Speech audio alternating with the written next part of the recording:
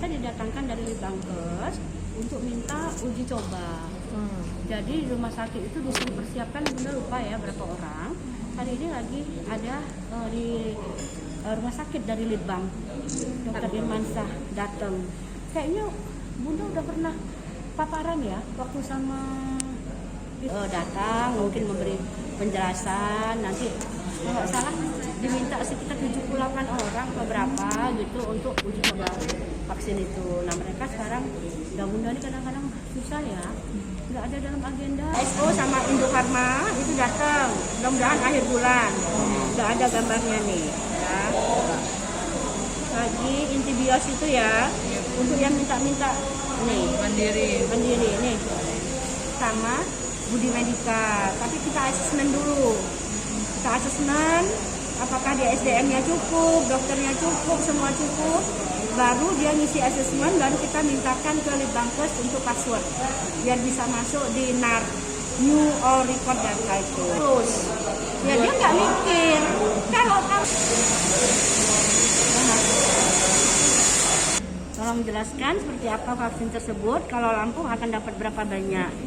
Nah ini teknis pelaksanaan adanya vaksin COVID berdasarkan regulasi itu Perpres nomor 99/2020 tentang pengadaan vaksin dan pelaksanaan vaksinasi dalam penanggulangan pandemi COVID-19.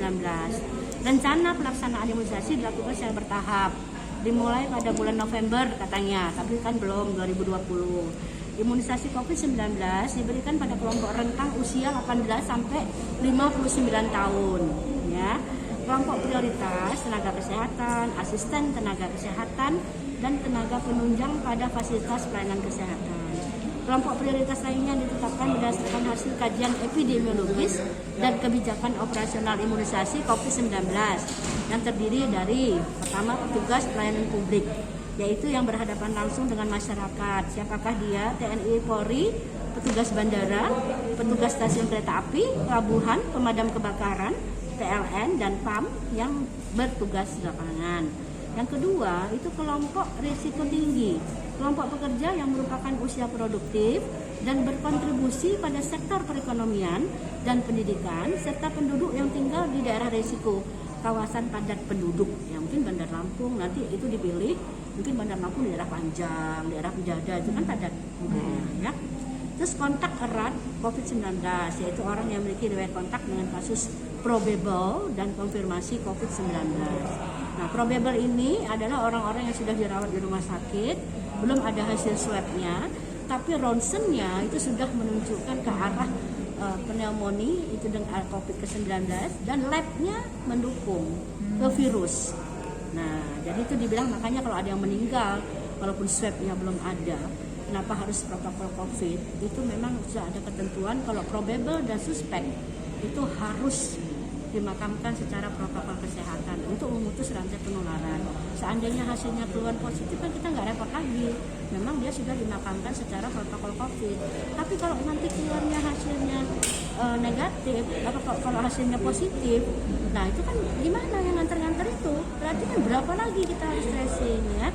Nah sebenarnya ya total sasaran Lampung ini adalah 4.988.624.